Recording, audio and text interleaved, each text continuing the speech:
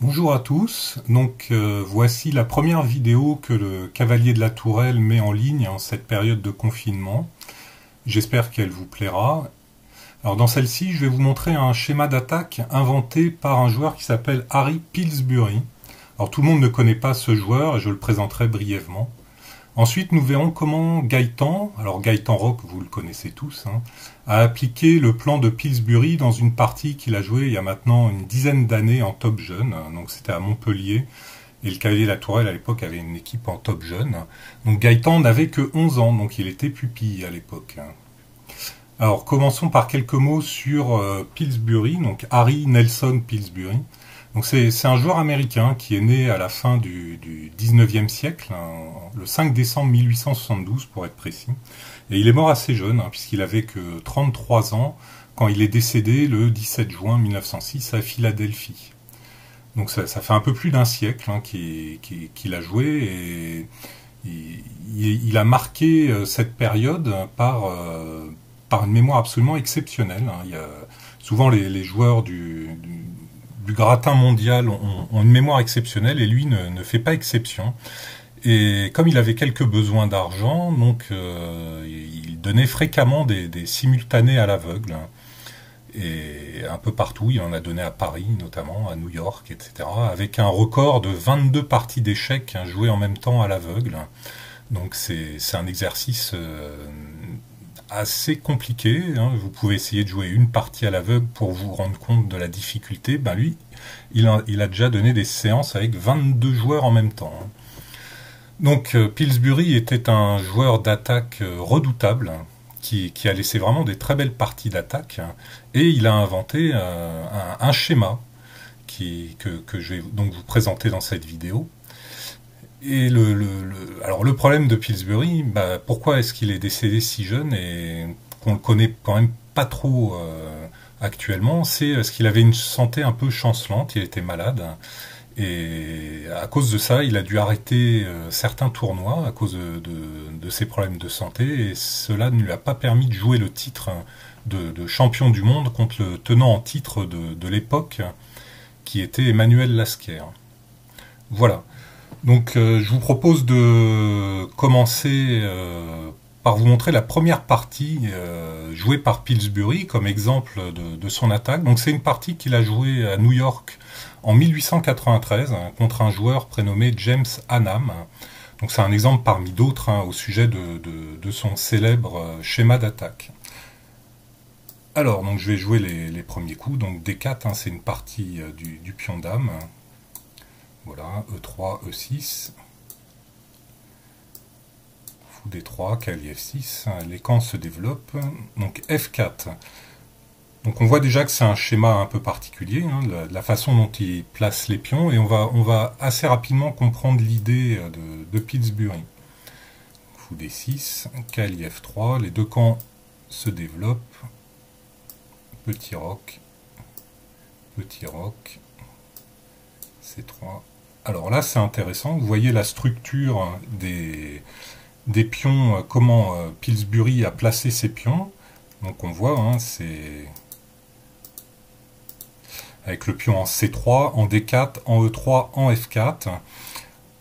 Alors ça, c'est une façon de placer les pions on peut le jouer aussi avec les noirs, c'est ce qu'on appelle le mur de pierre ou le stonewall en anglais. Donc on va voir quelle utilité Pillsbury en fait. Donc Pillsbury vient de jouer C3, donc son adversaire contre-attaque au centre. Et voilà, donc le cavalier vient en E5, et là on se retrouve vraiment dans le schéma de Pillsbury. Donc ce schéma il se caractérise par quoi? Il se caractérise par le pion en D4 et en F4, le cavalier qui est en E5, et on s'aperçoit que le cavalier, quand il vient en E5, il laisse les pièces passer à l'aile roi, c'est-à-dire la dame qui est ici, elle va pouvoir soit venir en F3, soit là, tôt ou tard. La tour, elle va pouvoir se déplacer comme ça pour attaquer. Voilà. Donc on va voir comment Pillsbury met ça en œuvre. Son adversaire dans cette partie, il n'a pas trop vu venir. Et du coup, Pillsbury a pu appliquer tout son schéma d'attaque. Donc les noirs continuent à se développer. Le cavalier est venu en D2. Voilà. Et Pillsbury se lance à l'attaque avec tour F3.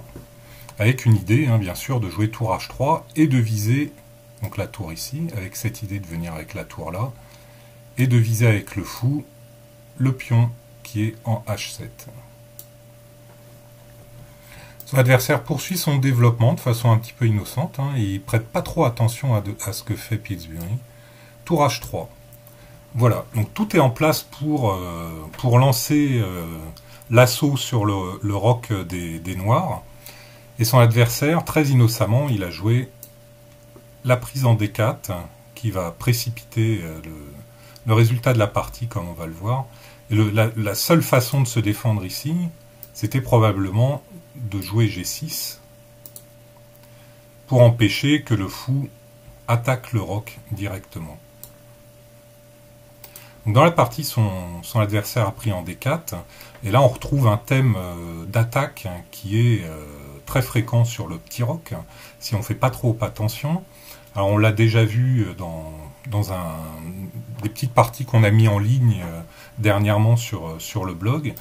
Donc voilà, donc le coup d'attaque joué par Pillsbury, c'est fou prend H7.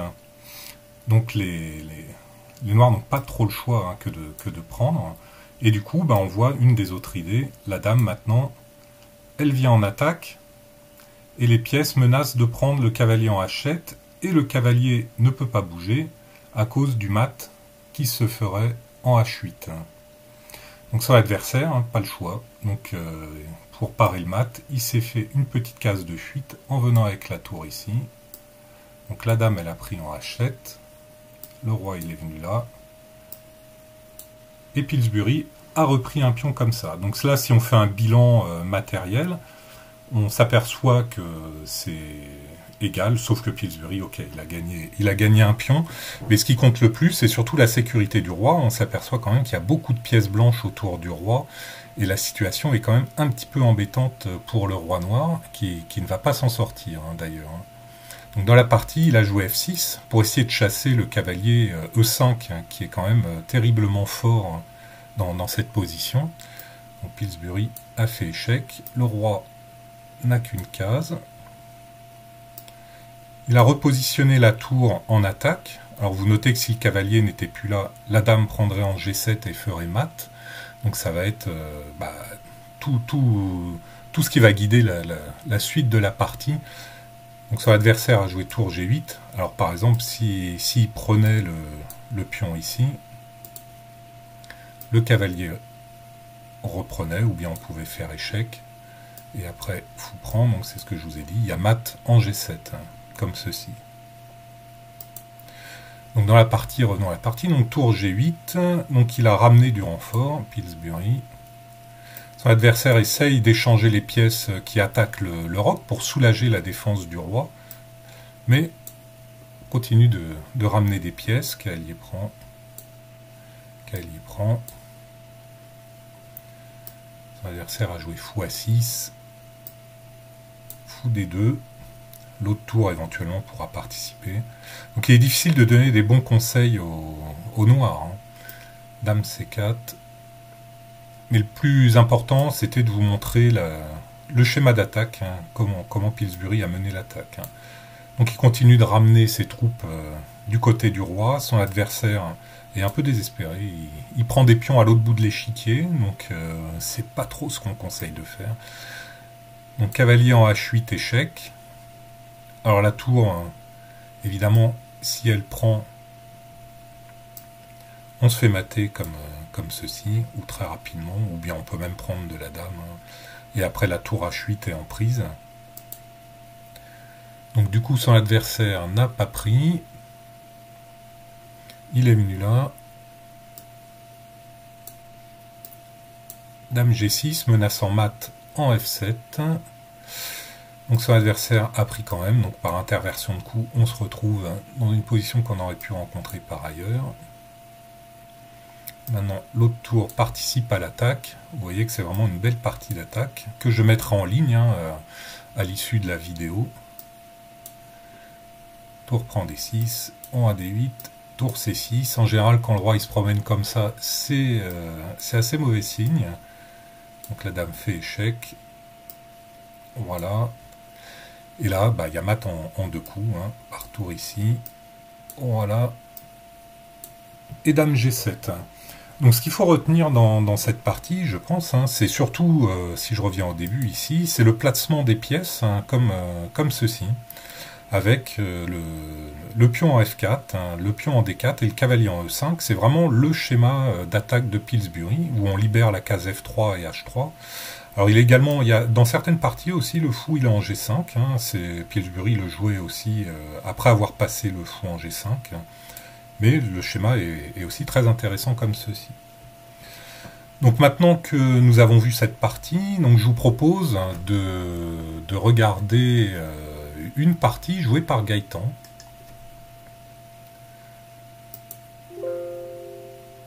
Hop. Donc la partie jouée par Gaëtan. Donc il a les blancs, donc ça s'est joué en décembre 2010 à Montpellier, lors du Top Jeune. Voilà, donc Gaëtan a joué D4, D5, cavalier F3. Donc vous remarquez, il joue un petit peu différemment que Pillsbury qui avait joué E3 et après le pion en F4. Hein, mais bon. E3, fou G4, C4, E6.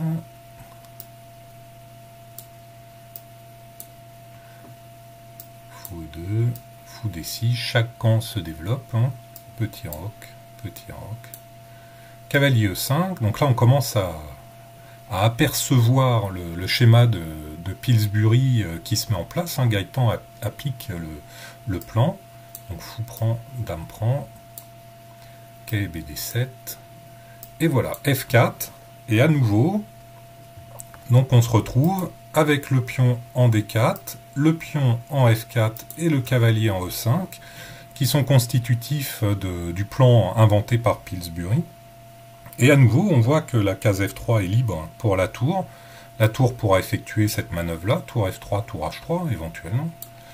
Ou la dame aussi, tôt ou tard, elle pourrait peut-être venir en H5 ou F3 et H3. La seule chose par rapport à la partie de Pillsbury, effectivement, c'est que là, il n'y a plus le fou de case blanche. Mais bon, c'est pas grave, c'est un placement de pièces, c'est peut-être moins efficace dans cette partie, mais là le placement de pièces est quand même excellent pour les blancs. Donc son adversaire dans cette position a joué le fou en D4,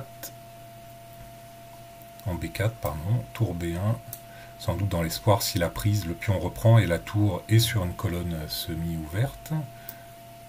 Dame C7, fou D2, son adversaire a pris. Ce que je vais vous montrer, surtout ce qui est intéressant, c'est l'attaque que va mener après Gaëtan, un peu plus tard. Donc son adversaire, il occupe aussi une très bonne case avec son cavalier en E4. Fou B4, plaçant le fou sur une belle diagonale et attaquant la tour. Tour ici. Et voilà, donc là, Gaëtan se décide à attaquer avec tour F3. Donc en gros, son idée est assez claire, hein. Il veut jouer comme Pillsbury avec tour H3 et poursuivre avec dame H5 ou éventuellement sacrifier des pièces sur le roc. On va voir comment ça va se passer. Son adversaire a joué A5. Et là, Gaëtan a peut-être été un petit peu optimiste. Il a joué fou A3 et qui aurait pu se révéler un petit peu dangereux. Il était sans doute préférable peut-être de passer le fou en E1, de fuir avec le fou en E1. Donc en jouant en A3, son adversaire, il n'a pas envisagé l'idée qui aurait pu gêner Gaëtan. Il a joué cavalier B6. L'idée qui aurait pu embêter Gaëtan, ça aurait été la prise en C4. La dame reprend et B5, avec l'idée de pousser le pion en B4 et d'enfermer le fou.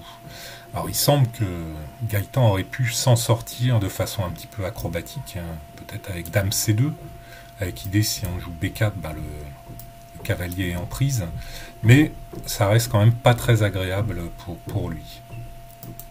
Alors revenons à la partie, donc son adversaire il n'a pas joué au mieux, mais donc je vous rappelle, hein, c'est une partie de pupille. Hein, mais ce qui est intéressant, c'est la façon dont Gaëtan applique le plan. Hein. Il faut se rappeler que quand on a un plan dans une partie, c'est quand même plus simple que quand on doit en trouver un ou quand on improvise et qu'on ne sait pas très bien quoi jouer. En tout cas, Gaëtan sait quoi jouer. Hein, il a placé ses pièces pour attaquer le roc. Et donc, Gaëtan, il y va. Donc, il joue tour H3.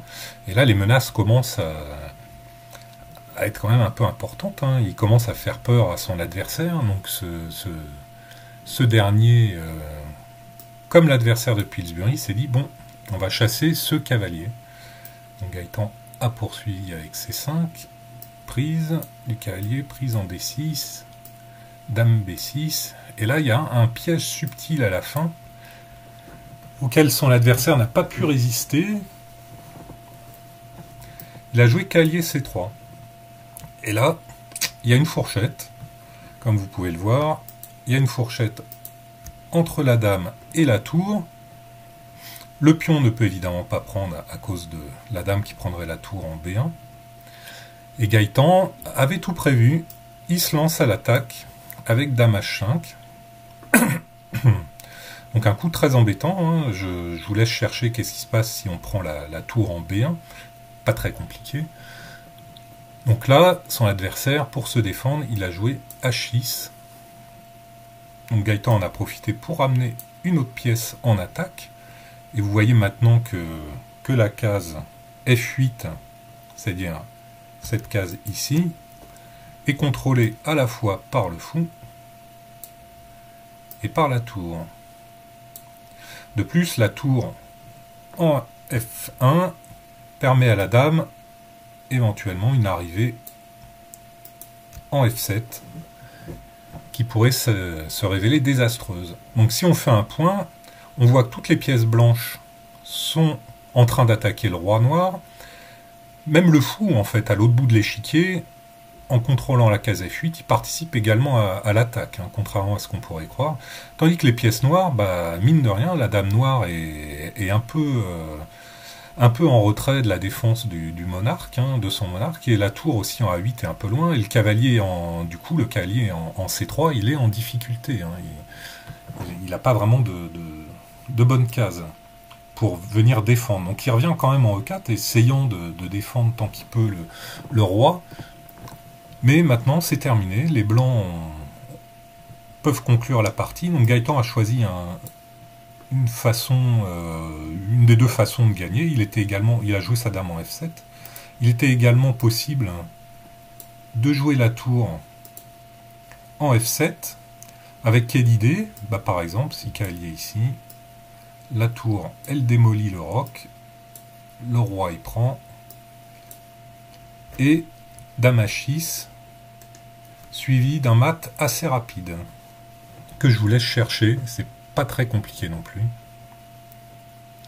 Donc dans la partie Gaëtan, il a joué dame F7 échec, donc son adversaire est venu ici.